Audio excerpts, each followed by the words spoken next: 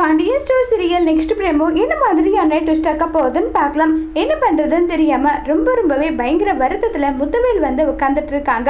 முத்துவேல் ராஜி கிட்ட மன்னிப்பு கேட்கணுன்றதுக்காக ஈகரா வெயிட் பண்ணிட்டு இருக்காங்க. ராஜி காலேஜுக்கு போற இடத்துல ராஜி முத்துவேலை பார்த்துட்டு அமைதியாவே போறாங்க. உடனே முத்துவேல் பக்கத்துல போறாங்க. பக்கத்துல போயிட்டு உங்ககிட்ட ஒரு முக்கியமான விஷயம் பேசணும்னு சொல்றாங்க.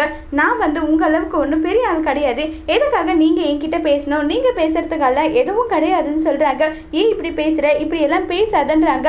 நான் எப்படி பேசுறேன், எப்பயும் போல கரெக்டா தான் பேசுறேன். நீங்க எல்லாம் பணக்காரங்க கிட்ட பேசுவீங்க, நான் ஏழை, என்கிட்ட போயிட்டு நீங்க பேசுவீங்களான்னு சொல்லி கேட்கறாங்க. உடனே ஏமா இப்படி பேசுற, நான் உன்னுடைய அப்பா அம்மான்னு சொல்றாங்க. உடனே ராஜி கிடையாது, நீங்க என்னுடைய அப்பா கிடையாது, ஒருவேளை நீங்க உங்களுடைய அந்தஸ்துக்கு ஏத்தவங்களா பார்த்து நீங்க சம்மதம் வச்சிருந்தா கூட இப்படிப்பட்ட ஒரு குடும்பம் எனக்கு கிடைச்சிருக்காது.